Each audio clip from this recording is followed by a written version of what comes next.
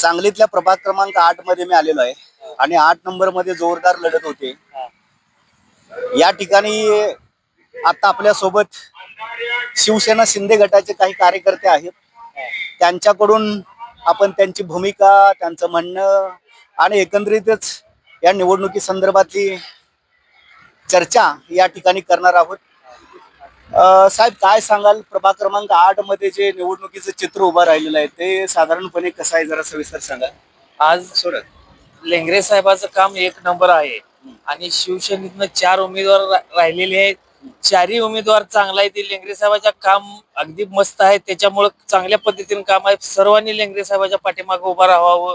काम चांगलं आहे आणि सगळ्यांच्यासाठी झटणार आहे. कामगार क्षेत्र असेल, कुठलेही क्षेत्र असेल, सगळ्यांच्या पाठीमागे लेंगरे साहेब रात्र दिवस उभा असतात. तर चांगल्या पद्धतीने सगळ्यांनी उभं राहावं, चांगलं काम करावं, चांगलं निवडून द्यावं. चांगले एक नंबर सीटा येणार निवडून, चारीच्या चारी सीटा निवडून येणार असं त्यांचं मत आहे. लेंगरे साहेब म्हणजे तुमच्या लक्षात आला असेल, ते हरिदास लेंगरे यांच्याविषयी बोलत आहेत. शिवसेनेचे ते सांगली जिल्ह्याचे उपजिल्हा प्रमुख आहेत आणि कामगार नेते आहेत. गेल्या अनेक वर्षांपासून ते कामगार चळवळीसाठी या ठिकाणी खस्ता खात आहेत. कामगारांचा फार मोठा लढा त्यांनी महाराष्ट्रामध्ये उभा केलेला आहे आणि काही कामगार आणि काही त्यांचे कार्यकर्ते या ठिकाणी आहेत. त्यामुळे ते आपल्याला सांगत आहेत की हरिदास लेंगरे यांचं काम जे आहे ते अतिशय मोठं आहे. मात्र हरिदास लेंगरे या निवडणुकीत उभे नाहीत. त्यांच्या सौभाग्यवती जिजाताई लेंगरे या निवडणुकीला सामोऱ्या जात आहेत आणि त्यांच्या संदर्भातल्या या सगळ्या भावना ते या ठिकाणी व्यक्त करत आहेत. काय सांगाल, कोण कोण उमेदवार या ठिकाणी तुमच्या प्रभागामध्ये उभे राहिले आहेत, जरा सविस्तर सांगा. स्वप्नील आवंदकर आणि सौदी, जिजाताई लेंगरे आणि शिंदे मॅडम, या 4 उमेदवार प्रभागात उभे आहेत. चारीच्या चारी एक नंबर उमेदवार आहेत. कामाची माणसं आहेत. सगळ्यांना चारही उमेदवाराला निवडून द्यावं. चारही उमेदवाराला निवडून द्यावं असं ते म्हणत आहेत. सिंगल वोट मागत नाहीत, ही अतिशय चांगली गोष्ट आहे. सर्वांना मतदान करा, आमच्या पार्टीला मतदान करा असं ते म्हणत आहेत. का मतदान केलं पाहिजे त्यांना?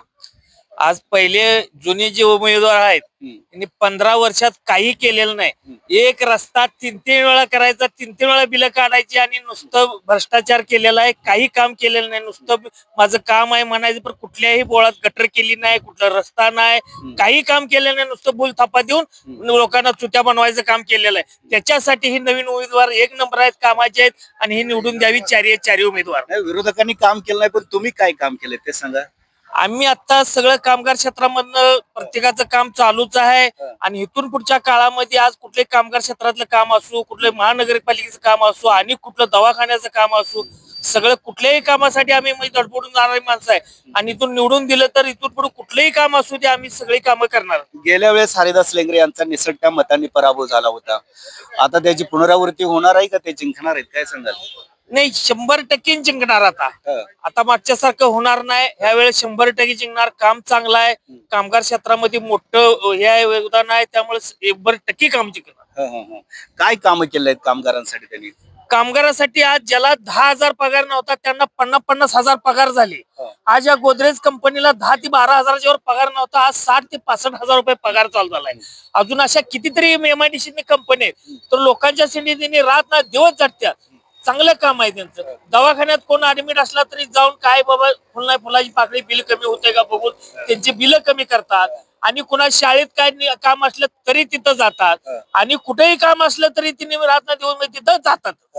कामगारांच्यासाठी खस्ता खातात, कामगारांसाठी अहोरात्र संघर्ष करतायत असं त्यांचं म्हणणं आहे. पण कामगारा व्यतिरिक्त देखील या वॉर्डामध्ये अनेक प्रश्न आहेत. अनेक प्रश्न, कुठलंही काम असू दे. आज ह्याच वार्डात काय आणि कुठल्या वार्डातली जरी आले तरी सुद्धा तिने काम करतात. मध्ये आता तिकडे त्या येरावच्या पाठीमाग माणसं आली, तिथं जाऊन तिने मुरुम टाकायला लावला महानगरपालिकेनं. म्हणजे त्यांचं वार्ड असं काही नाही, कुठल्या वार्डाला माणूस आला तर ती कामासाठी धावून जातात. त्यांचं काम चांगलं आहे. कुठला पण माणूस होती ते असं म्हण ह्या पक्षाचा त्या पक्षाचा असं काही नसतंय. कुठलाही माणूस आला तर तिने कामासाठी धावून गेलेले. व्यक्तिगत कामं मोठ्या प्रमाणात व्यक्तिगत तुम्हाला काय त्यांचा फायदा झाला? मला बी झाला ना, भरपूर फायदा झाला. आज मला बी पहिला 20-25 हजार पगार होता, आता 30-40-50 हजार पगार घेतोय मी. चांगल्या पद्धतीने फायदा झालेला आहे आम्हाला सुद्धा. आता ज्या शिंदे गटाचा तुम्ही प्रचार आणि प्रसार करताय, त्या शिंदे गटाला एक महत्वाचा म्हणजे फायदा म्हणूया आपण त्याला, तो म्हणजे लाडक्या बहिणींना जे दरमहा 1500 रुपये मिळतात त्याचा काय परिणाम होईल या वेळेस काय वाटतं तुम्हाला? 100% होणार. हम्म. आज कुणीही केलं नाही. एकनाथ शिंदे यांनी आज 1500 रुपये प्रत्येक लाडक्या बहिणीला दिले गेलेले आणि द्यायचं चालूच आहेत. त्याच्यामुळे काम एक नंबर आहे शिंदे साहेबाचं. शिंदे साहेबांच्या माध्यमातून 100% महिलाचा फायदा एक नंबर होणार. पण एवढी मोठी महापालिका आहे, ते मुख्यमंत्री असताना त्यांनी काय दिलं ग सांगलीला? हा दिले ना, भरपूर दिले. काय दिलं? चांगला निधी दिलाय, भरपूर कामं केल्यात, भरपूर केले. एकनाथ शिंदे साहेबांनी अनेक कामं या ठिकाणी केलेत असं या ठिकाणी त्यांनी सांगितलंय.